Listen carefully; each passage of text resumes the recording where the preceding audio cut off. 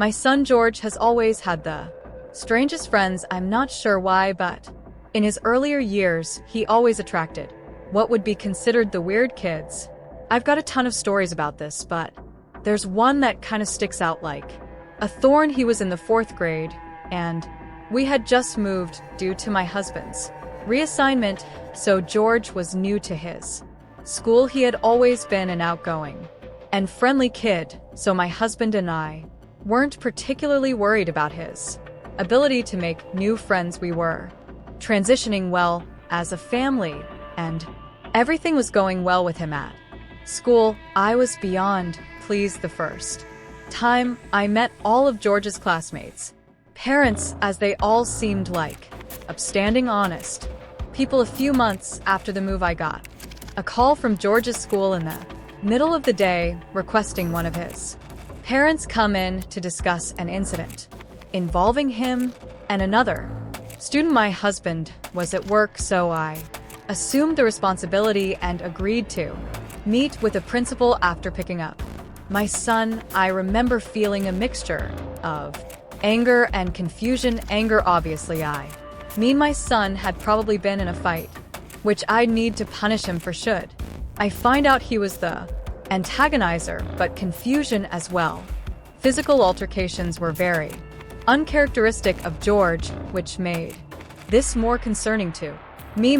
As I was walking him to the principal's office, he refused to answer any of my questions about the situation, which was also very unlike him. Usually, he was extremely talkative and what you'd call an oversharer, so his silence was somewhat unsettling. I figured he was either embarrassed or scared, so I didn't think much of it. The principal asked that George sit in the waiting room outside his office, so that's where I left him.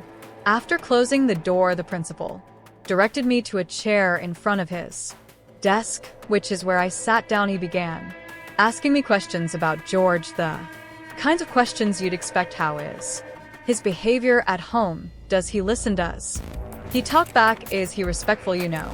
Things like that. I had nothing but positive things to say. George was an extremely well-behaved and respectful boy, and that's not the mother in me. I was just telling the objective truth. Eventually, the principal told me why I had been called in. Apparently, George had gotten into a brief altercation with a classmate after recess, a boy named Sebastian. I asked about the circumstances of the fight, and this is what I was told. They had been the last 2 students outside, and they were walking up the stairs together. Seemingly out of nowhere, George pulled an eraser out of his pocket and struck Sebastian over the head with it, causing him to fall to the ground and start screaming. I was baffled. It was totally unlike George to do something like that without being provoked. Plus, I had heard about the Sebastian boy before. George spoke fondly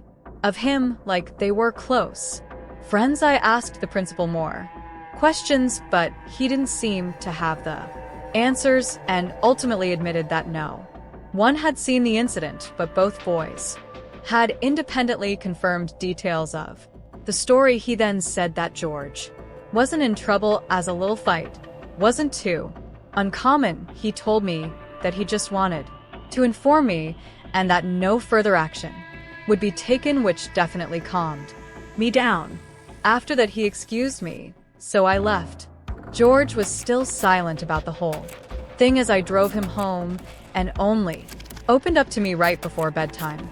Admittedly, I had grown frustrated with him for not talking to me, which was probably why he quit the silent act. He told me that Sebastian had tricked him. I asked him to elaborate, and he told me that they had been playing make-believe Street Fighter. As per Sebastian's instruction, George had pulled out an eraser for a KO move of some sort. Out of nowhere, Sebastian fell to the ground and pretended to be really hurt. He then whispered in George's ear that he'd seriously hurt him if George didn't pretend like he'd attacked him. So that's what George did, and all the teachers assumed it had been a real fight, rightfully so. I was pretty pissed. My little boy had been taken advantage of. and falsely accused instead of going to the school. I decided to handle things myself. That night, I went through the school's directory and found Sebastian's mother's phone number. She introduced herself as Maggie. I was kind of taken back by how sweet and genuine she sounded on the phone. She told me she had heard about the incident, gotten the real story from Sebastian, and already reprimanded him. I thought it was kind of odd that Sebastian would have told the truth to his mother so soon, but I was happy I didn't have to do any convincing. She then went on to say that Sebastian had always had some minor behavioral problems growing up, and he'd sometimes think and act like another person entirely. I actually started to feel bad the more she told me. It seemed as if he wasn't fully in control of some of his actions. Maggie suggested that the boys schedule a sleepover to make up for the whole thing and become better friends, which I thought was a great idea. She offered a host, and I was appreciative of that. That weekend, I drove over to her house with George, who had returned to his bubbly, talkative self. Maggie invited me in, and the two of us got to know each other over some wine while the boys played in the basement. Like I said before, Maggie seems like a completely upstanding person, and I really enjoyed her company. I ended up staying for a few hours, and the time flew by. Eventually, I just had to ask about Sebastian's behavior, as it had been bugging me for a while. Her entire demeanor changed, and she lowered her voice a bit. She told me that he often had trouble making friends, and that he's seen a few doctors, all of whom think it's something he'll outgrow soon. She went on to say that he's gotten much better at controlling himself, and the fact that he was being more social at school was a good sign. I didn't inquire much more than that. I just wanted to make sure my son would be safe for the night. Maggie promised me George would be in good hands, and that Sebastian didn't have a history of getting physical or violent, more so just acting strange. That was enough reassurance for me. This woman was clearly genuine, and it actually felt kind of nice knowing that George would be helping Sebastian learn how to make friends. Eventually, it came time to leave, so I went downstairs to say goodbye to George. The two boys were laughing and playing Battleship. It looked like they were really getting along. I kissed my son goodbye and drove home. The next morning, I went to go pick him up. When I got to the house, he was waiting near the door with all his stuff and a smile on his face. I assumed the night went well. I said good morning to Maggie and packed George's stuff in the car. As we were driving away, though, he started bawling. Out of nowhere, I asked him what was wrong in a concerned voice, and what he told me was quite literally jaw-dropping. George said that everything was going well until it came time to go to sleep. The boys had set up their sleeping arrangements in the basement, 2 air mattresses side by side. Everything seemed normal when they went to bed, but at some point in the night, George woke up. He wasn't sure why at first. Then he heard something whispering. It was coming from the bathroom. The door was slightly open, and there was a strange flickering light inside, not like a regular bathroom light as George described it. It seemed more like a candlelight. He listened closer and realized it was Sebastian talking, but he wasn't just talking, he was having a full conversation. George thought maybe he was on the phone or something, but the more he listened, the weirder it got. So Sebastian wasn't calling himself Sebastian. He was calling himself Mr. Jim. George felt frozen. It was like Sebastian thought he was someone else, and he wasn't talking to anyone, just the mirror. Then the candle went out. Everything was dark again. George squeezed his eyes shut, pretending to be asleep. A long time passed, and then he heard the bathroom door creak open. His stomach dropped when he heard whispering again, this time right above him. It went on for a while. George didn't understand the words. It didn't even sound like English. He just lay there, too scared to move. Eventually, Sebastian went back to bed like nothing happened in the morning. He was totally normal again, George.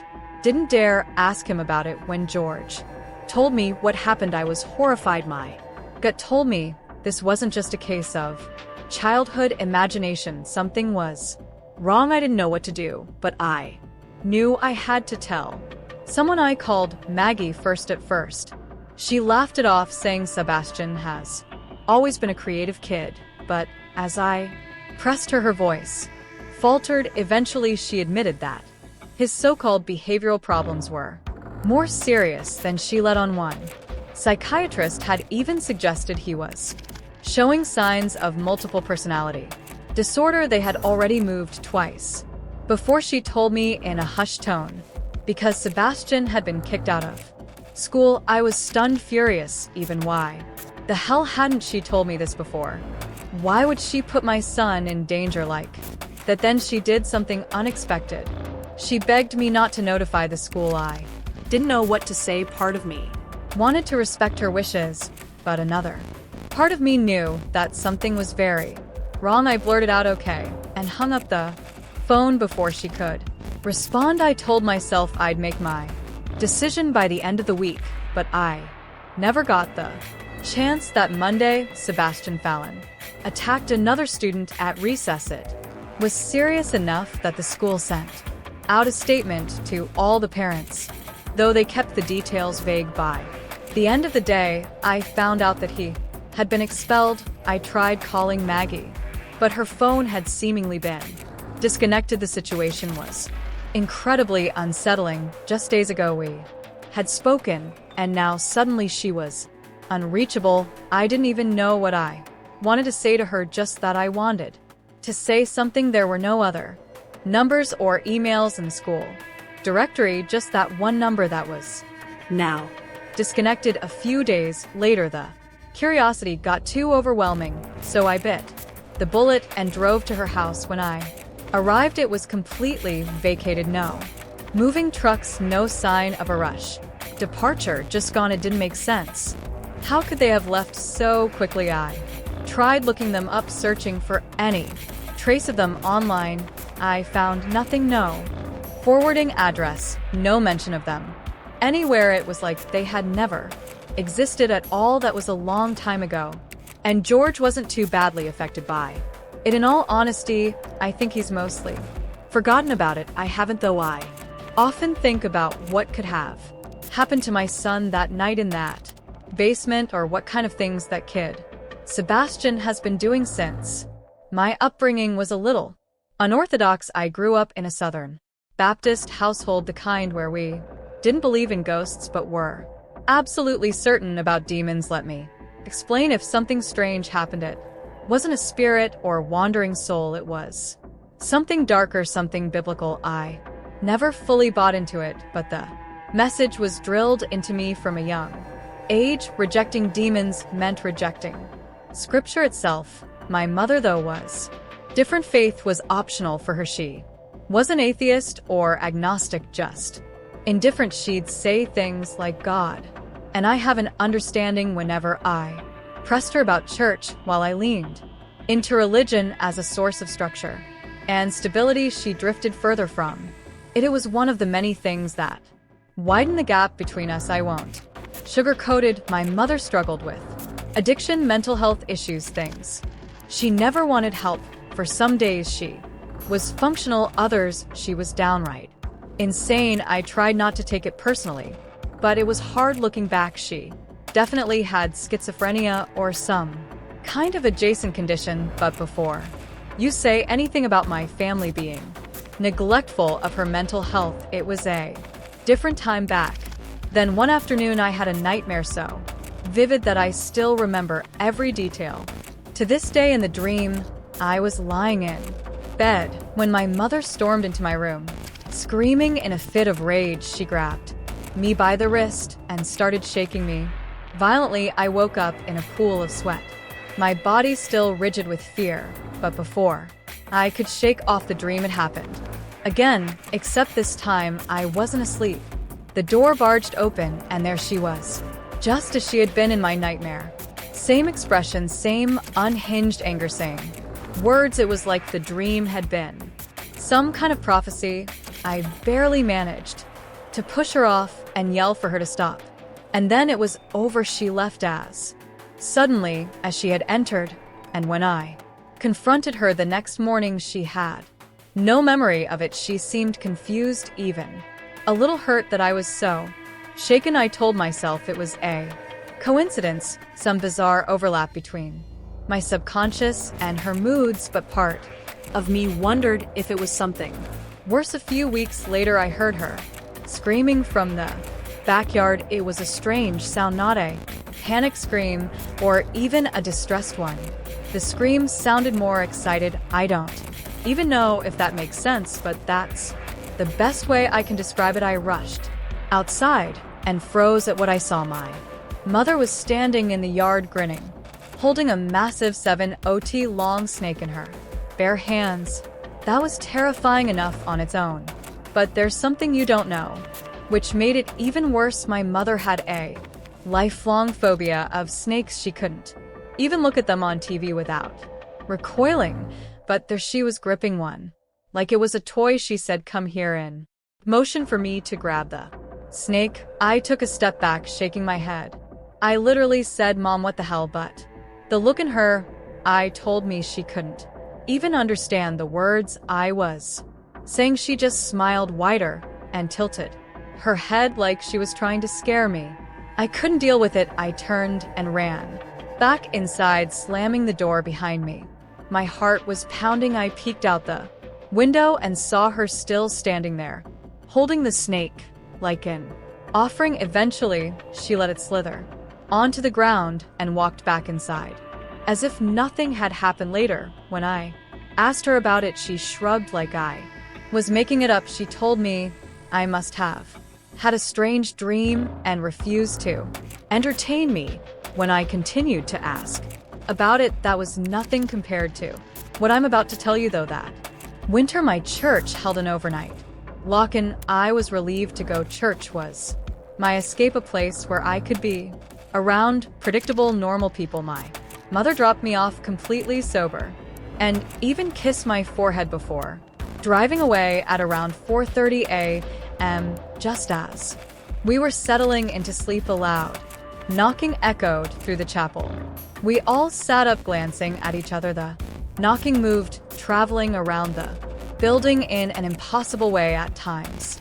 It sounded like it was coming from multiple directions at once. It wasn't wind, it wasn't an animal, it was rhythmic, circling the chapel like someone or something was trying to break in. The pastor, the only one with the key, was asleep in his office and hadn't heard a thing. I ran to wake him, and as soon as he stepped into the chapel, the knocking stopped. He opened the front doors and literally stumbled back in fear, standing there barefoot and sweating in the freezing air was my mother. Her clothes were disheveled and her hair was dripping with sweat. Her lips were moving, but I couldn't hear what she was saying. She didn't acknowledge the pastor. Her eyes locked on me. Immediately, a slow, unsettling smile stretched across her face as she walked toward me. I wanted to run. The pastor tried to hold me back, whispering, "Stay here," but I felt completely powerless, like I had no choice but to go with her. I climbed into the car, afraid that she was going to do something, but she didn't. The drive home was silent. She didn't speak, didn't explain, she didn't answer. When I asked why she was there when we got home, she stopped in the doorway and just stared at me. She stood there, silently watching me as I walked to my room. I closed the door, locked it, and lay awake for hours, listening. In the morning, she was in the kitchen cooking breakfast. She was cheerful and clearly oblivious to what had happened the night before. She jumped back when she saw me, saying she was just about to pick me up from the church. I felt the blood drain from my face. She had no memory of knocking on the church doors, no memory of driving me home. It was freaky. I expected someone, the pastor, a church elder, even one of the Chopin, to say something about what had happened, but no one did. It was like they didn't know what to make of it, or worse, they didn't wanna. That's kind of the way people treated my mom back then that was decades ago. She's gone now, but her memory is something that will never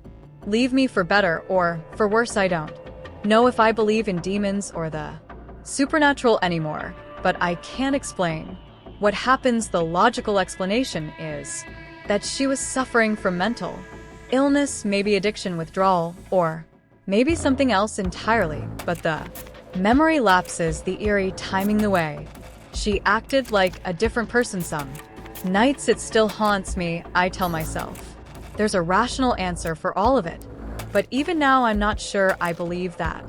My eldest son started sleepwalking when he was about 8 or 9. I had heard of kids going through phases like that, so I wasn't too concerned at first. It was just one of those things, a little unsettling, sure, but nothing I thought much about. I'm a pretty light sleeper, so none of my kids have ever been able to sneak around the house at night without me knowing. That's actually how I first figured out about my son's habit. Most nights I'd wake up and find him standing in the hallway outside my bedroom, walking slightly on his heels, shifting his weight from foot to foot. His eyes would be open, but they weren't seeing anything. That was the one part that always got me. For any of you who have lived with the sleepwalker, you know exactly what I'm talking about. His gaze would pass right through me, empty and distant, like he was looking past me into something I couldn't see. It was always extremely strange, and I never fully acclimated to finding him like that. Sometimes he'd mumble something under his breath, words too soft and slurred to understand. Other times he would make a sound just standing there, breathing in that slow, steady way that somehow made it even worse. I'd gently guide him to bed, whispering his name, telling him everything was fine. He never seemed to remember any of it. In the morning, things escalated. A few months after I made the realization that he was a sleepwalker, one night I woke up to a rhythmic tapping sound. It sounded like water droplets repeatedly dripping onto a window pane. Only it wasn't raining outside. It was soft, barely loud enough to wake me. At first I thought it was part of a dream, some far-off noise that my half-asleep brain had misinterpreted. But as I lay there, the sound continued, steady and deliberated. Wasn't sporadic like rainfall would be. It occurred at regular intervals and always at the same volume. I kept listening, trying to figure out what it could be. It wasn't the house settling, and it wasn't the wind outside. It was too precise. Once I realized the tapping wasn't going to stop, I begrudgingly accepted that I'd have to deal with it. I sat up and looked towards the door, which is where the sound was coming from. My husband was fast asleep, and I didn't want to disturb him. I should mention that I wasn't scared, just curious. Otherwise, I probably would have woken him up. Anyway, I got out of bed to investigate. When I stepped into the hallway, I saw him, my son, facing the wall, his forehead lightly knocking against it.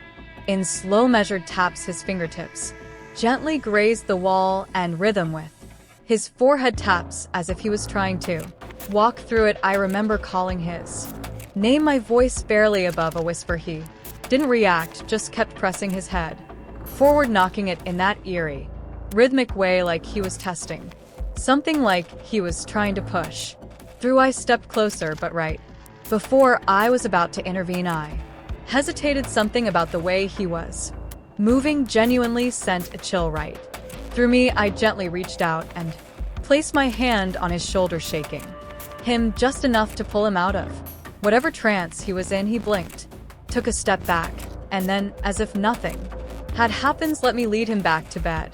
He never mentioned it in the morning. It happened a few more times, but it was pretty infrequent. If I'm being honest, I figured it was just another strange habit of sleepwalkers, maybe some kind of subconscious response to the wall being there's some internal sense of space that his dreaming mind hadn't accounted for.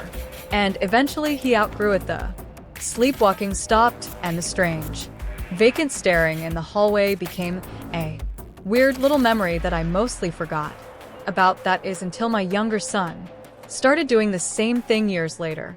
The sleepwalking, I mean at first I brushed it off. Kids go through phases.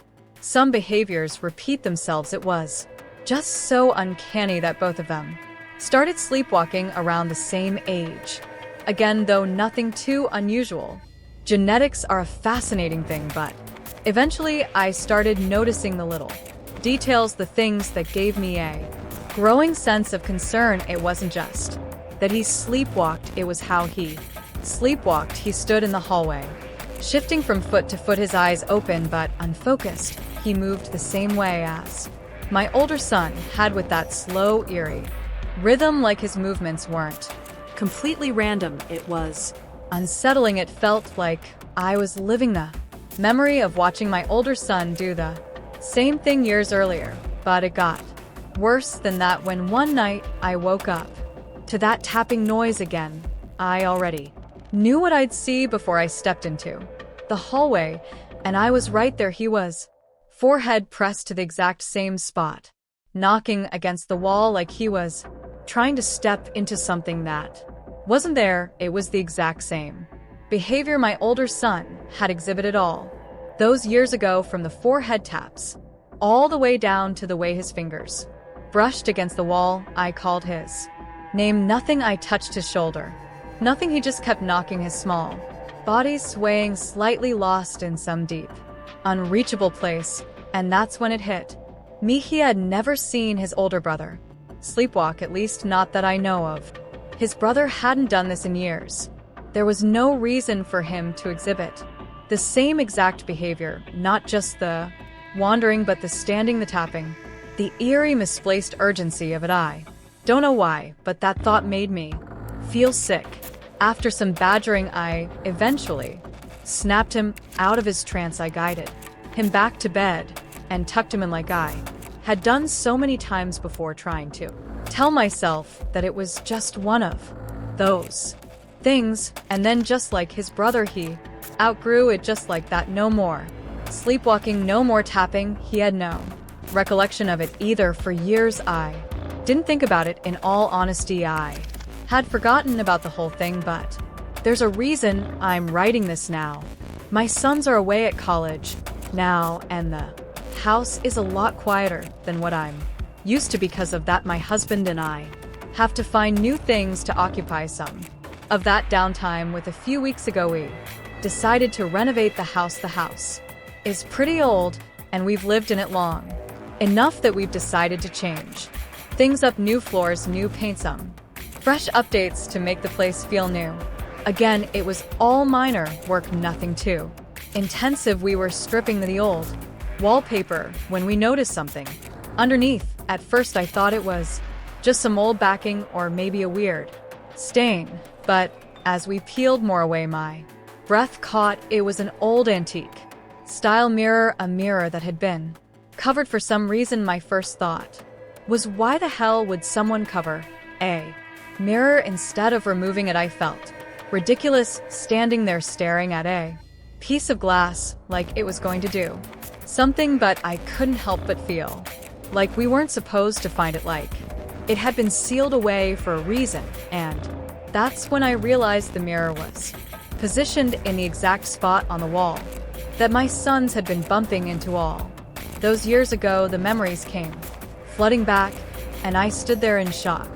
There was no logical reason they should have known it was there. They couldn't have, and yet somehow they had. Both of them had independently been trying to walk into something that was impossible to see through the wallpaper. Forget about the fact that they were unconscious. I immediately got rid of that mirror, but I'm still pretty freaked out by the whole thing. There's got to be some kind of rational explanation for this, but I can't think of one. I still don't know what to make of this. I really don't.